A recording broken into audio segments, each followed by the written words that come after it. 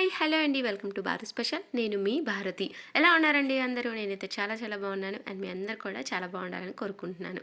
And ఈరోజు నేను మీకు మ్యాంగో మిల్క్ కస్టర్డ్ చూపించబోతున్నాను అండి.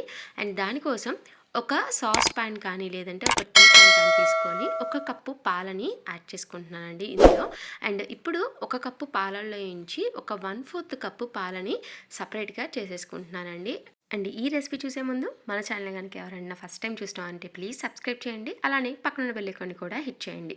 సో ఇప్పుడు 1/4 కప్పు పాలని సపరేట్ చేసుకున్న తర్వాత ఇప్పుడు ఈ 1/4 కప్పు పాలల్లో మనం ఇందులోకి కొంచెం కస్టర్డ్ పౌడర్ని యాడ్ చేసుకోవాలండి. అండ్ 1 స్పూన్ కస్టర్డ్ని అండ్ అలానే 3 స్పూన్స్ వరకు షుగర్ని యాడ్ చేసేసుకొని ఉంచుకుంటున్నానండి. సో ఇలా కస్టర్డ్ని షుగర్ని యాడ్ చేసుకున్న తర్వాత ఒకసారి బాగా మిక్స్ చేసేసుకొని ఉండలు ఏమీ లేకుండా ఇప్పుడు మనం దీన్ని ఒక పక్కన పెట్టేసేసుకుందామండి.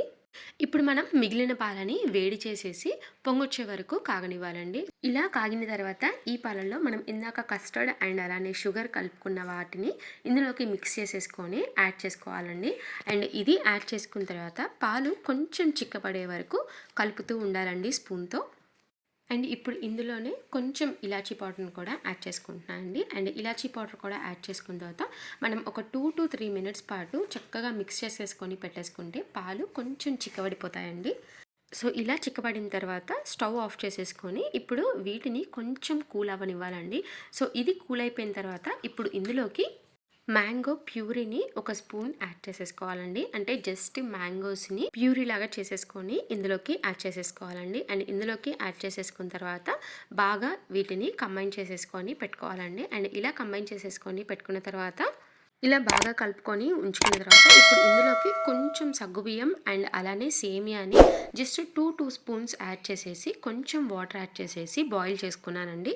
అండ్ ఇలా బాయిల్ చేసుకున్న వాటిని ఒక 2 to 3 స్పూన్స్ వరకు ఇందులోకి యాడ్ చేసేసుకుంటున్నానండి. సో ఇవి కూడా ఇందులోకి సగ్గుబియ్యం అండ్ అలానే సేమియా యాడ్ చేసుకొని ఉంచుకున్న తర్వాత ఒకసారి వీటిని కూడా బాగా మిక్స్ చేసేసుకొని పెట్టుకోవాలండి.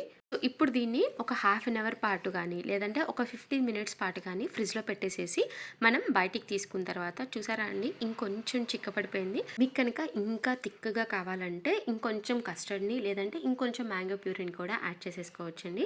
ఇప్పుడు మనం ఒక గ్లాస్ తీసేసుకొని ఈ కస్టర్డ్ని ఒక 1/2 వరకు ఫిల్ చేసేసుకోవాలండి. అండ్ ఇలా 1/2 వరకు ఫిల్ చేసేసుకున్న తర్వాత బాయిల్ చేసిన సగ్గుబియ్యం సేమియా జస్ట్ ఒక 2 స్పూన్స్ మళ్ళీ ఇంకో లేయర్ యాడ్ చేసేసుకుంటున్నానండి.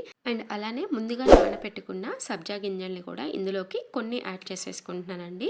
అండ్ ఇలా సబ్జా గింజల్ని కూడా ఒక 2 స్పూన్స్ యాడ్ చేసేసుకున్న తర్వాత రిమైనింగ్ 1/2 గ్లాస్ కూడా ఈ కస్టర్డ్తో ఫిల్ చేసేసుకోవాలండి. అండ్ ఇలా ఫిల్ చేసుకున్న తర్వాత ఒకసారి దీన్ని మిక్స్ చేసేసుకోవాలి.